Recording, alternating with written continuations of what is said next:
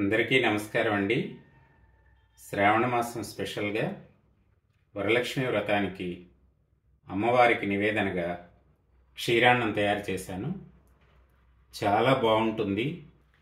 అమ్మవారికి ఇది ఎంతో ప్రీతిపాత్రమైనది.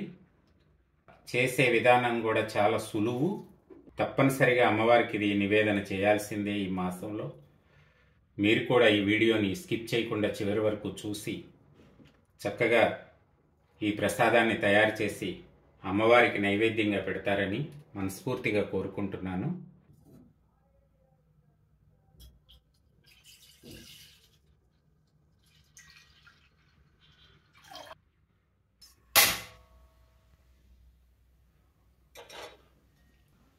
సన్నటి సెగ మీద ఈ పాలని పొంగనిద్దాం.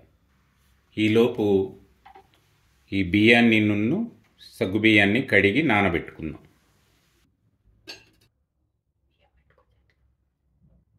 పాలు పొంగుతున్నాయండి. ఇప్పుడు బియ్యం వేసుకుందాం.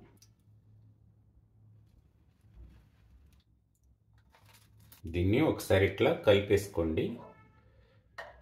ఎందుకంటే ముందు బియ్యం కడిగి పెట్టుకున్నాం కాబట్టి ఏం ఉండలేం కట్టదండి. ఈ సగ్గు బియ్యం కూడా వేసేస్తున్నాం. ఇది సన్నటి సెగ మీద ఉడుకుతీయండి. ఈలోపు ఇది అడుగంటకుండా ఒక స్పూను నెయ్యి వేసుకుందాం.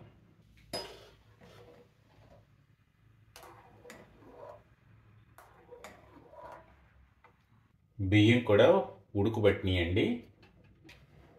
మధ్య మధ్యలో ఇట్లా కలుపుకుంటూ ఉండండి. మూత పెడితే కనుక ఈ పాలని పొంగిపోతాయి. ఓపిక ఓర్పుతోనే ఈ ప్రసాదాలు తయారు చేసుకోవాలండి. నేను చెప్పడం కాదు కానండి, ఒక్కసారి ఈ పద్ధతిలో తూచా తప్పకుండా చేయండి. దీని రుచి ఎంత అమోఘంగా ఉంటుందో మీకే తెలుస్తుంది. ఫ్లేమ్ మాత్రం ఎప్పుడు సిమ్లోనే ఉంచండి. అదే నిదానంగా ఉడుకుతుంది. పాలల్లో బాగా ఉడికిందండి. దీన్ని పక్కన పెట్టుకుందాం. స్టవ్ వెలిగించి ఇప్పుడు పాకం రెడీ చేసుకుందాం అండి. ఇందులో ఒక కప్పు బెల్లం వేస్తున్నా, 3 టేబుల్ స్పూన్లు షుగర్, పావు కప్పు నీళ్లు పోస్తున్నా. ఈ క్షీరాన్నానికి అసలు బాగా రుచి రావాలంటే ఈ పాకంలోనే ఉందండి టెక్నిక్ అంతా. ఆ పాకం ఎలా పట్టుకోవాలో చూపిస్తాను నేను. బెల్లం మొత్తం కరిగిపోయిందండి. పాకం కూడా బాగా ఉడుకుతుంది. అరిసెల పాకం ఉంటుంది కదా, అట్లా ఉండపాకం వస్తే చాలా బాగుంటుంది. పాకంని ఇట్లా నీళ్ళల్లో వేసుకుని చూసుకోండి. ఒక్క నిమిషం అయితే వచ్చేస్తుంది. కొంచెం రావాలి.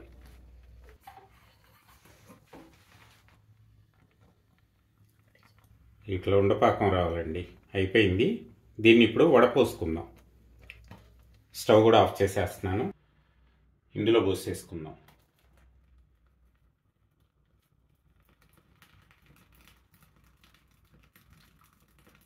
ఏమైనా నలకలు ఉన్నా కూడా వచ్చేస్తాయండి.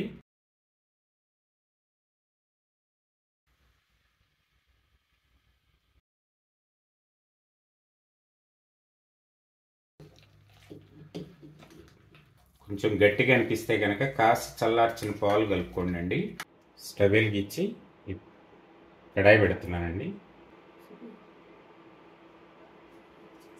నెయ్యి వేస్తున్నాను, జీడిపప్పు వేస్తున్నాను, కిస్మిస్,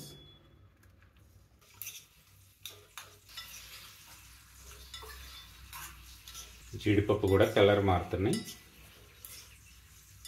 ఈ స్టేజ్లో తీసేసుకుందామండి. ఇవి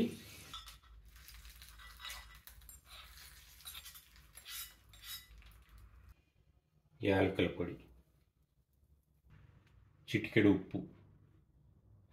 ఉప్పు వేయడం వల్ల స్వీట్ చాలా రుచిగా ఉంటుందండి. క్షీరాన్నం తయారు చేశాను. ఈ నా వీడియో మీకు నచ్చినట్లయితే లైక్ చేసి షేర్ చేయండి. అలాగే నా ఛానల్ని ఇంతవరకు సబ్స్క్రైబ్ చేసుకునే వాళ్ళు please subscribe my channel. Thank you అండి.